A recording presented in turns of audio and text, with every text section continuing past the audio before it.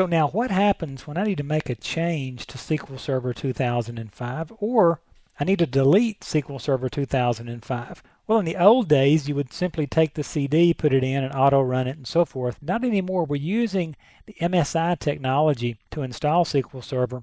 And notice what we do. We go to Start, Settings, Control Panel.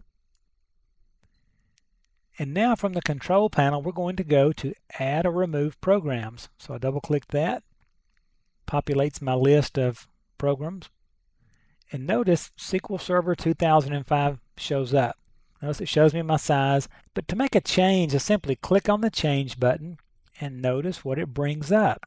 It brings up the Microsoft SQL Server 2005 Maintenance dialog box, and this is my component selection. For example, for my SQL Server 2005 instances, I have installed on this box the database engine for a named instance called Mark and the default instance for MS SQL Server. So I'll tell it that I want to make a change to Mark. Now notice it also sees some other common components down here. We won't worry about those right now. Something else that's really cool, I can also get a report of the various things that are installed on this particular SQL Server. Very easy to see what's going on here. Again, Microsoft done a fabulous job of providing you lots of different ways to get at the information that you need to be able to do things. And notice I can copy this, take it out to some other application, Notepad, Word, whatever, create reports off of it. So anyway, notice I've told it I want to make some changes to my database engine, and it says, okay, which particular one, what component do you want to change? The engine's all that is there on that named instance. And I click that. It will now go out, begin to scan my computer's configuration just like before.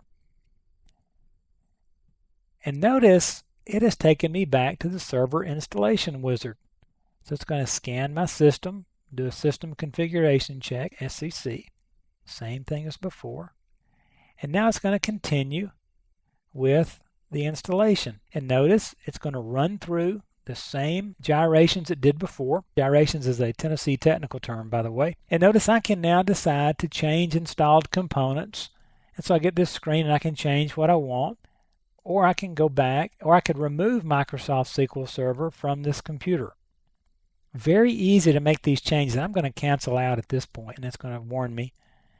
And with that, I'm done. But that's how you'll go in and make changes or modifications to an installed SQL Server. It's an absolute piece of cake. Microsoft's done a wonderful job here.